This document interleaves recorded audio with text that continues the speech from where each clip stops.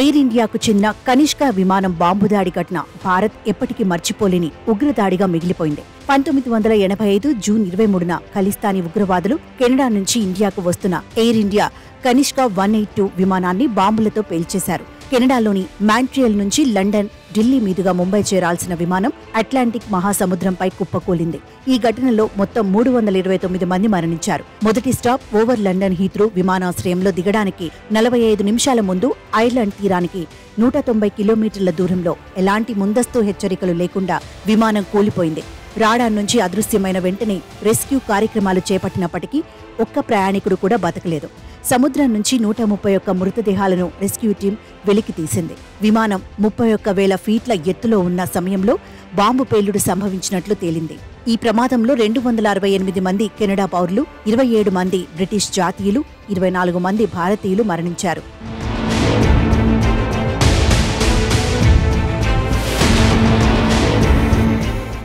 ఈ ఘటనకు ఖలిస్తానీ వేర్పాటువాద గ్రూప్ బబ్బర్ ఖల్సా పాల్పడినట్లు విచారణలో తేలింది. ఘటన జరిగిన నెల రోజుల తర్వాత 2 నిందితుల్ని అరెస్ట్ చేశారు. ఈ దాడికి ప్రధాన సూత్రధారిగా తల్వీందర్ సింగ్ పర్మార్ వ్యవహరించినట్లు కెనడా పోలీసులు ఆరోపించారు.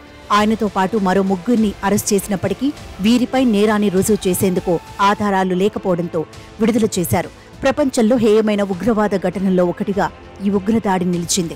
ఎయిర్ ఇండియా బాంబు దాడి జరిగిన 33 సంవత్సరాల తర్వాత 2018లో 329 మంది బాధితులకు కెనడా ప్రధాని జస్టిన్ ట్రూడో నివాళులు అర్పించారు. ఈ ఘటనను దేశ చరిత్రలో ఒక అత్యంత ఘోరమైన ఉగ్రవాద దాడిగా ఆయన అభివర్ణించారు. అయితే కెనడాలోని ట్రూడో ప్రభుత్వం ఖలిస్తానీ వేర్పాటువాదులపై మెతక వైఖరి ప్రదర్శిస్తుండటంతో వారు చెలరేగిపోతున్నారు. భారత వ్యతిరేక కార్యకలాపాలకు పాల్పడుతున్నారు. హర్దీప్ సింగ్ నిజ్జర్, గురు పంత్వంత్ సింగ్ పన్ను వంటి వారికి మద్దతుగా నిలుస్తున్నారు. మరోవైపు ఎయిర్ ఇండియా విమానంపై ఉగ్రదాడి జరిగి ఈ ఏడాది జూన్ 23 నాటికి 39 ఏళ్లు పూర్తవుతుండటంతో కెనడాలో సంతాప కార్యక్రమం ఏర్పాటు చేసినట్టు భారత రాయబార కార్యాలయం ప్రకటన విడుదల చేసింది.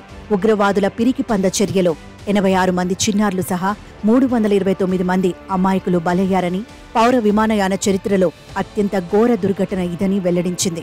తీవ్రవాదానికి వ్యతిరేకంగా సంఘీభావం తెలియచేయడానికి కెనడాలోని భారతీయులు ఈ కార్యక్రమంలో పెద్ద సంఖ్యలో పాల్గొనాలని విజ్ఞప్తి చేసింది.